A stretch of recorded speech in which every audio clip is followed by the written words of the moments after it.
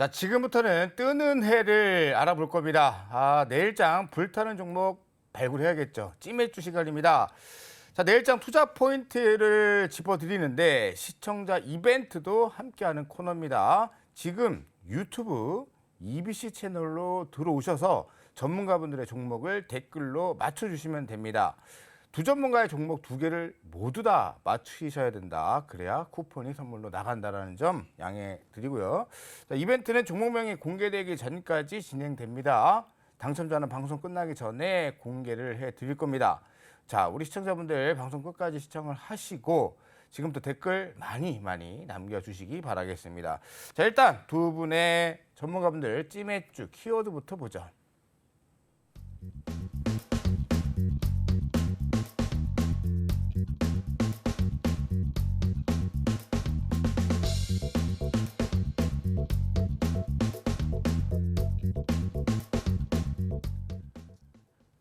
네, 힌트가 불조심이에요.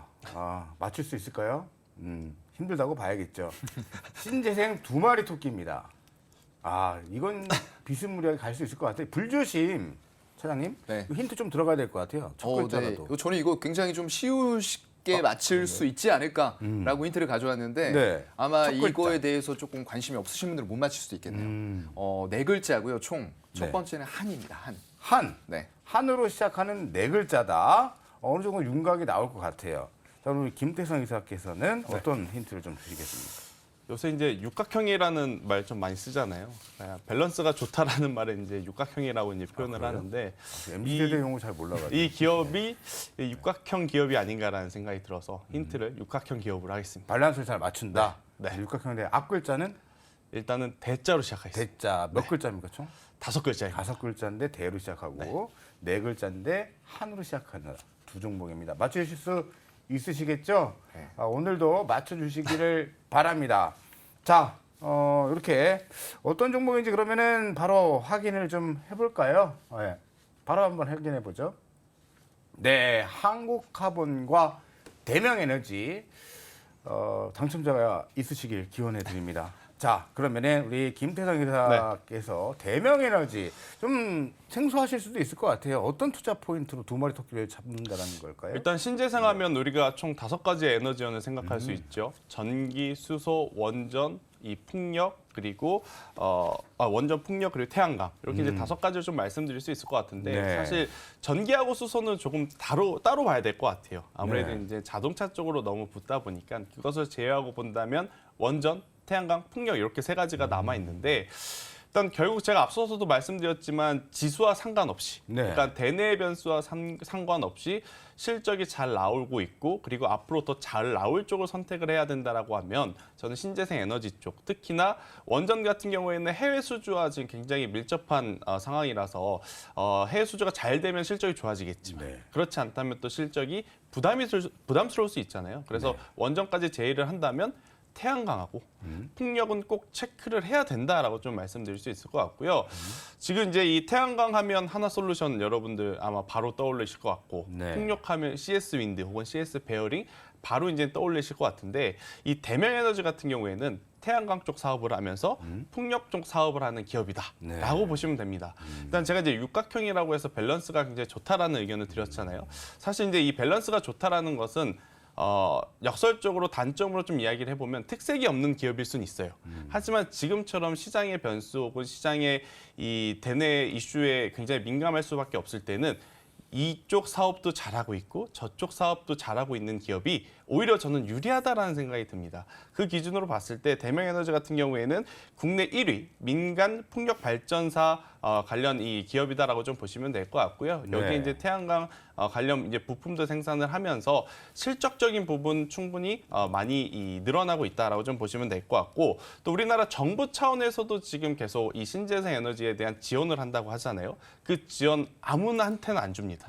결국 기술력을 가지고 있거나 실적이 잘 나와서 회사가 견고한 기업에게 이제 먼저 우선권이 주어지는데 대명에너지 같은 경우에는 이제 정부의 지원을 받고 있는 상황 이렇게 이제 보시면 될 것 같아서 저는 미국도 그렇고 유럽도 그렇고 결국 전 세계 이제 글로벌 환경 규제 이슈로 인해서 신재생 에너지 쪽에 이제 힘을 주고 있어서 그 기준으로 태양광 풍력이 발전하는 현재의 시기에 대명 에너지도 저는 조금만 더 이 메이저 주체들의 관심만 받으면 현재 구간보다 더 좋은 모습 보일 수 있지 않을까라는 의견 한번 드려보면서 태양광이 더 좋냐, 풍력이 더 좋냐, 제가 이 질문을 가장 많이 받았던 것 같아요.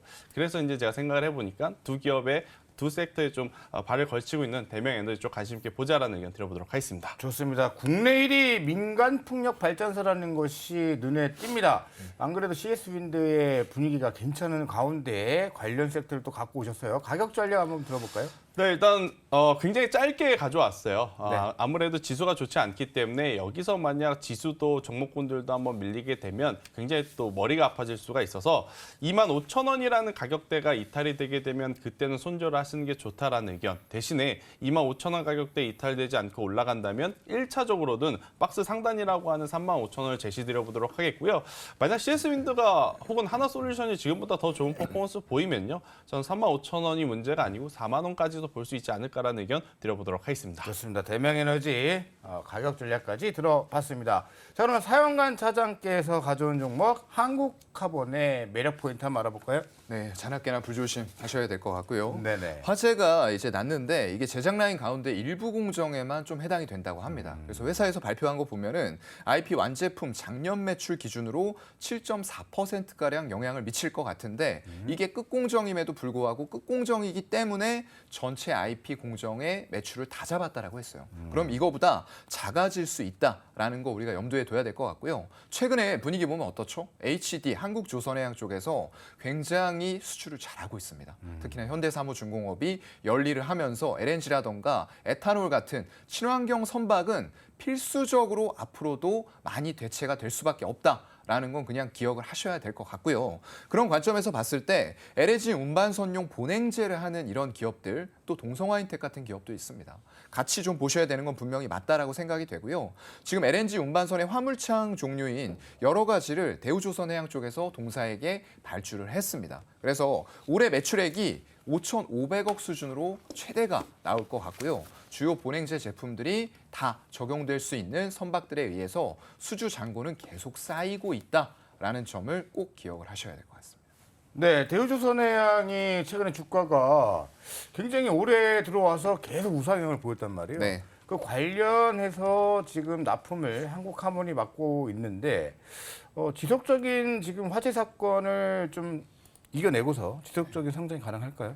네, 가능하다고 보이고요. 아까 말씀드렸던 대로 전체 매출의 7.4%였는데 그거보다 훨씬 작아질 가능성이 충분히 있다라고 좀 생각이 되는 거고요. 그렇게 봤을 때 이 보수적으로 산정한 매출액의 손실이 결국에는 향후에 더 작아질 가능성이 있다라는 부분들. 거기다가 또 하나 말씀드려야 될 것들은 지금 중국 조선사 4사가 네. 전부 다 이제 마크 3라고 하는 또 형태의 제품을 적용을 했어요. 네. 그렇다 보니까 이런 쪽들에서도 LNG, 선의 또 신조선 이런 것들이 반영이 될 수 있는 기회가 한국카본에게는 찾아온 겁니다. 그래서 점차적으로 확대되는 고객들, 거기다가 LNG 선박 자체가 우리 작년에 너무 많이 수주했기 때문에 조선 3사들에게는 올해는 힘든 한 해가 될 것이다라고 예상을 했어요.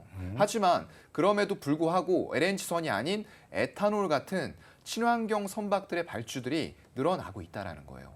이걸 우리가 지금 전기차 가는 이유와 똑같습니다. 아하. 그리고 신재생 에너지 앞서서 말씀해 주셨는데 같은 이유들이에요. 우리가 지구라는 환경을 지키기 위해서 전 세계적으로 다 협업을 하고 있다라고 보시면 될 것 같고요. 그런 가운데에서 ESG라는 트렌드가 기업 경영에도 똑같이 적용이 되고 있어요. 그런 관점으로 봤을 때는 향후에 정말로 오염을 많이 일으킬 수 있는 이런 선박들 상당수가 LNG선이라던가 에탄올 같은 친환경 선박으로 돌아가는 것들은 분명히 피할 수 없는 현실적인 트렌드가 될 것이다 라는 부분입니다. 오케이, 좋습니다. 최근에 조선주들의 주가 훈풍이 불고 있는 가운데 올해도 사상 최대 실적을 기대하고 있다. 그러나 주가는 급등 파동이 아직 안 나왔습니다. 차트 보면서 가격 전략 한번 짚어주시죠. 네, 사실상 이 일봉 차트인데요. 네. 여기에서 지금 쌍봉이 만들어졌죠. 쌍고점이 만들어졌는데 아마 그런 사태가 아니었다고 하면은 여기를 시장 상황과 관계없이 돌파하고 갈 수도 있는 그런 그림이었어요. 그런데 여기에서 조정을 주면서 오히려 신규 매수 및 추가 매수에는 도움을 줬다라고 저는 생각이 돼요. 예. 그러면서 마지막 이평선 기다리고 있는 다 수렴해 있죠. 61선, 121선이 다 모여 있는 지점에서 밑꼬리가 생겼다가 양봉으로 마감했어요. 금요일 날이요. 그리고 오늘 같은 경우에도 지금 금요일에는 실망감으로 이렇게 보시는 것처럼 개인들이 115억을 사갔어요. 외국인과 기관의 대량 매도가 출회가 됐었는데 바로 오늘 이런 수급들이 안 좋은 시장 상황에서도 뒤집혔다라는 거죠. 그러면서 개인들 샀던 물량 한 48억 정도 매도를 했고요. 외국인과 기관들이 다시 붙어서 사기 시작할 만큼 이 기업의 모멘텀과 성장성은 확실하다라는 반증을 보여주고 있기 때문에 우리도 만약에 여기에서 산다라고 했을 때에는 현재가부터 11,000원 정도까지 열어놓고 분할 매수 가능하실 것 같고요. 손절에 대해서는 본인의 매수 평단의 10에서 한 13% 정도에서는 손절을 해야 되지 않을까라고 생각하면서 목표가는 1차적으로는 15,500원 잡아보도록 하겠습니다. 네, 좋습니다. 목표가 15,500원을 제시해 줬고요. 매수가 대비 10에서 13% 손절가 대응하자. 중기적 마인드로 좀 제안을 해 주셨습니다. 두 분의 투자 포인트 정리해서 한번 보도록 하죠.